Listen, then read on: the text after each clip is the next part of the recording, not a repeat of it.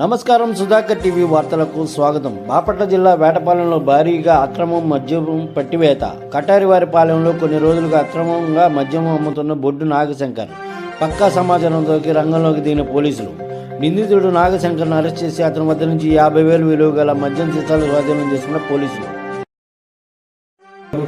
సమాచారం మేరకు నేను మరియు మా పోలీస్ సిబ్బంది కలిసి గస్తీ నిర్వహిస్తున్న క్రమంలో కటారివారిపాలెం అవుట్స్కట్స్ నందు ఒక వ్యక్తి తారాసపడుతుంటే అతన్ని మమ్మల్ని చూసి పారిపోతుంటే ఎందుకు పారిపోతున్నా ప్రశ్నించాము. నేను ఇట్లా అధిక మందు తీసుకొచ్చి అధిక రేటు గమ్ముతున్నా అని చెప్పడం జరిగింది. నేను బాటిల్ ఎతకగా అతని దగ్గర 10 బాటిల్ దొరికాయి. మిగతా బాటిల్ ఎక్కడ లేనిది అనగా బస్తాల్లో ఒక చెట్లు పొదల్లో పెట్టారని చెప్పి చూపించడం జరిగింది. అదే క్రమంలో సుమారుగా